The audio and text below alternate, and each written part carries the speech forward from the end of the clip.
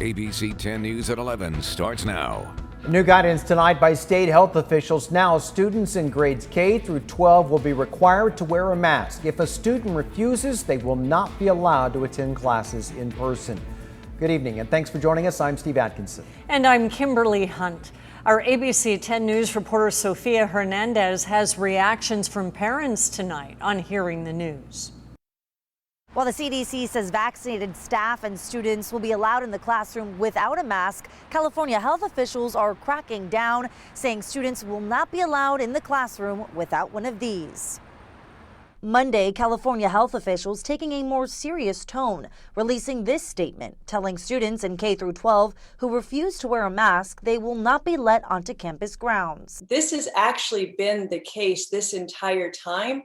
It's just being said, I think, more forcefully and firmly because the state is realizing that parents and students are not going to continue to comply with these detrimental restrictions. The restrictions, according to CDPH, will be required masks for students and staff in shared spaces, recommended mask use outside. But the big change is students who refuse to wear a mask. Schools will need to provide alternative instruction. All about choice. If a child wants to wear a mask or needs to wear a mask, that's fine. But every child should have the chance to unmask, share their smile, breathe the air. State health officials say they will reevaluate guidelines no later than November 1st.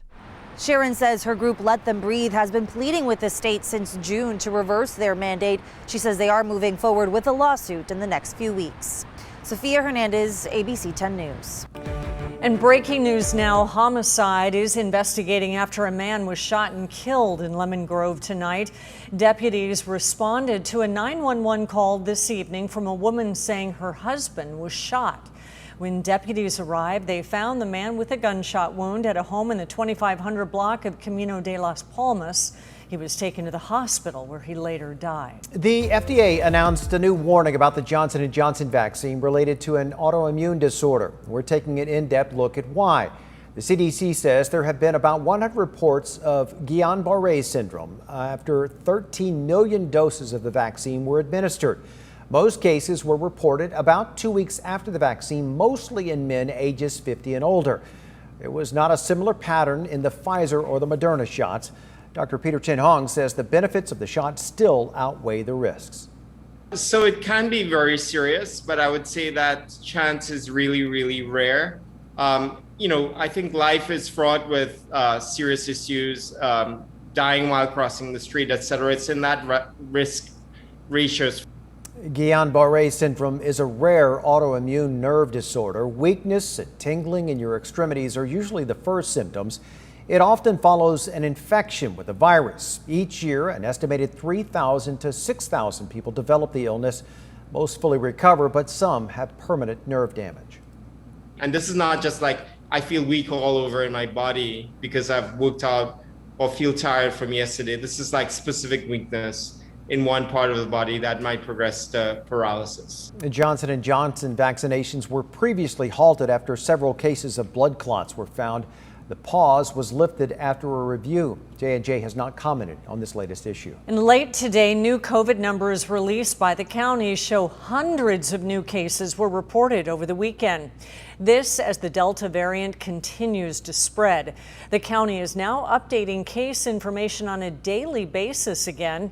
ABC 10 News reporter Jennifer Kastner has those new case numbers. Yeah, since Wednesday, Thursday, Friday of last week, we saw increased cases, but all across town, my colleagues have been seeing an uptick. Dr. Davey Smith with UC San Diego told ABC 10 News Monday that his team is helping to treat a new spike in patients. I'm pretty sure that this is mostly the Delta variant. COVID-19 case numbers are creeping back up in San Diego County. We had gotten a little bit sleepy and hadn't had a few cases in a while, and we're enjoying that time. But then after July the 4th, this is when we would expect it. San Diego County health officials have announced that they will be publishing case information daily now, not just twice a week. As of last Friday, 242 more coronavirus cases were reported.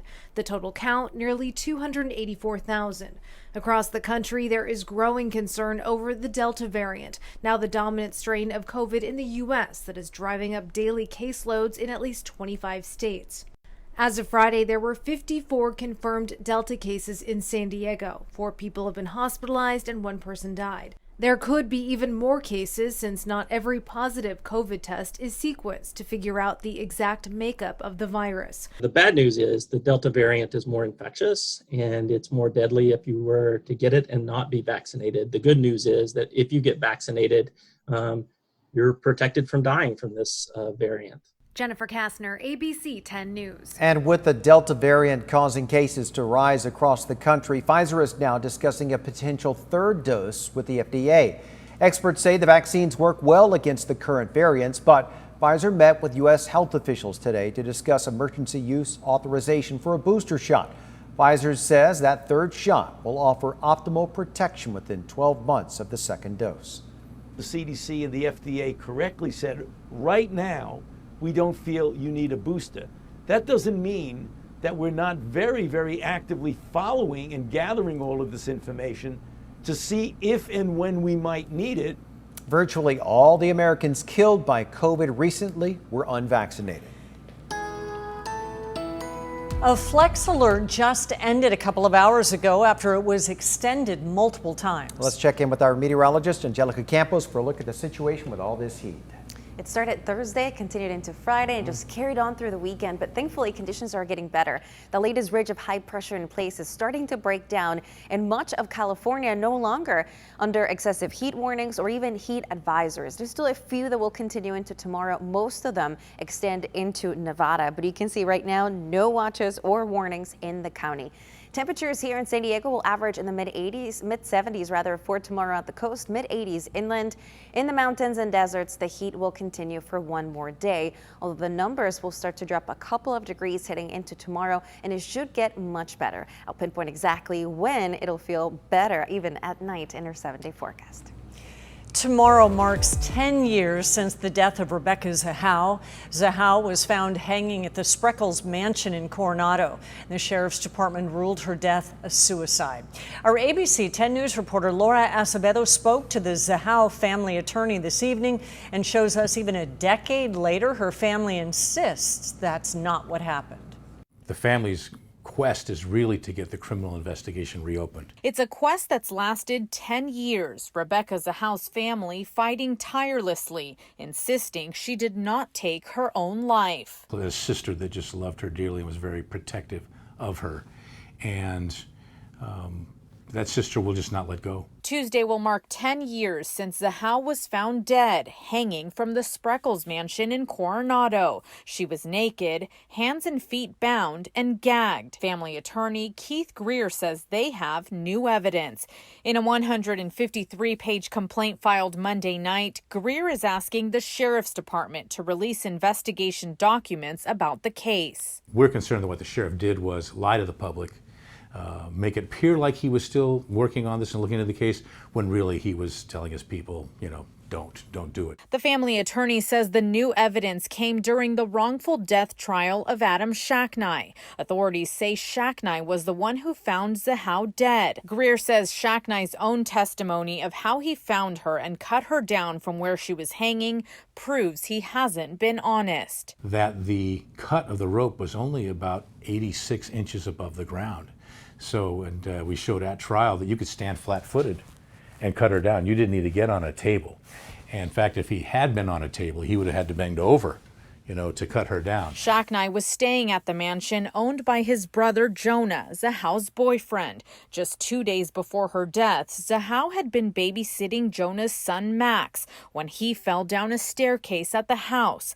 The boy died 5 days later. Zahal's death was ruled a suicide, but her family has always disagreed. In 2018, jurors found Adam Shacknai liable for her death. He's always maintained his innocence. 8 months months after the civil trial, the sheriff's department said they would not reopen the death case after a review where they say they found no evidence that she died at the hands of another. But even 10 years later, the family is not letting go. Now we're just continuing the struggle every way we can. This family is not going to stop until Adam Shacknai is behind bars. Laura Acevedo, ABC 10 News. We did reach out to the sheriff's department for comment. So far, we've not heard back.